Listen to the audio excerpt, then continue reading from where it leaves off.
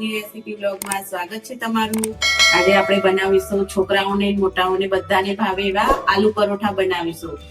તો આ રીતે મેં બટાકા ઓલરેડી બાફીને મૂક્યા હતા, તો જલ્દી આપણા આલુ પરોઠા બટાકા ઠંડા થઈ જાય તો એને આ રીતે મેશ કરી દેશું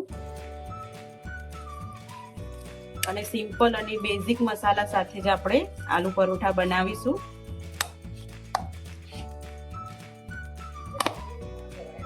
તો આપણે થોડા બેઝિક મસાલા કરી લેશું, થોડું લાલ મરચું અને થોડું ધાણા જીરું અને મીઠું ને સ્વાદ પ્રમાણે લઈ લઈશું આપણે, અને થોડાક આપણે કોથમીરના પાન થોડેક વધારે પ્રમાણમાં લેશું અને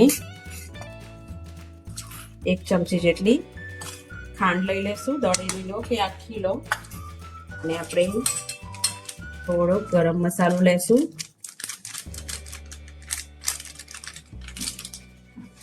તો આ બધાને આપણે મિક્સ કરી લેશું પહેલા।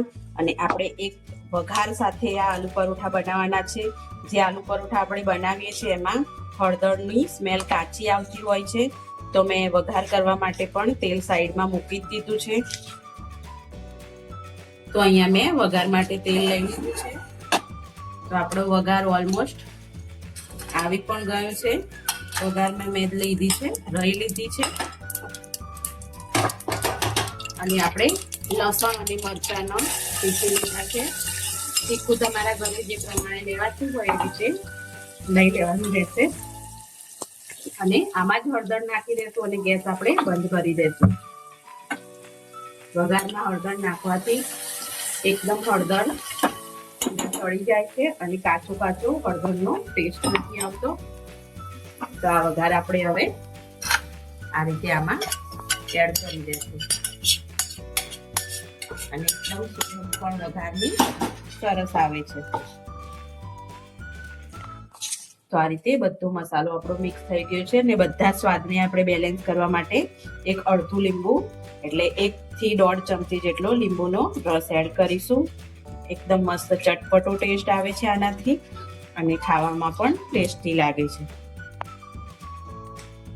આપણે આ રીતે જે નોર્મલ રોટલીનો લોટ બાંધીએ છીએ એ રીતે લોટ બાંધી લેવાનો છે। અને હા, આપણે આ લોટમાં તેલ નથી નાખવાનું, તેલ નાખ્યા વગર જ લોટ બાંધવાનો છે, ખાલી મીઠાથી। તો આલુ પરોઠા એકદમ કમ્પ્લીટ અને પરફેક્ટ બનશે। અને જે આપણે આ મસાલો કર્યો છે એને પણ એકદમ ઠંડુ થઈ જવા દેવાનો, પછી જ આલુ પરોઠા બનાવવાનું। તો આપણે આલુ પરોઠા બનાવવા માટે આ રીતે રોટલીનો મીડિયમ સાઈઝનો લોહો કરી લેશું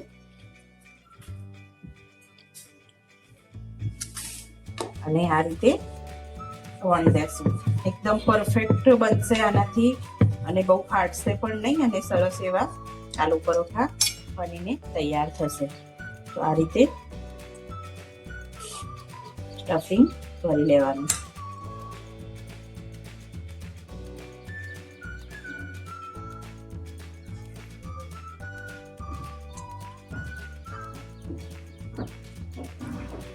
પછી પાછો થોડો લોટ લઈ અને ધીમા હાથે આપણે વણી લેશું।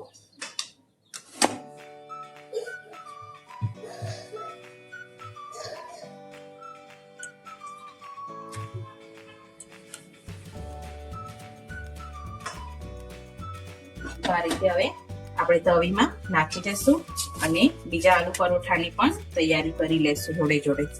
એક સાઈડ થી પલટાવી લીધો છે પરોઠાને। હા, તમારે ચીઝ નાખવું હોય તો તમે અંદર ચીઝ વાળા પણ બનાવી શકો છો, અને ઉતાવળ હોય ને ઝડપી બનાવવા હોય તો આ રીતે પણ સરસ ટેસ્ટી બની જાય છે। તો આ રીતે થોડું થોડું તેલ લગાવી અને બંને સાઈડ થી આપણે આલુ પરોઠા બનાવતા જઈશું।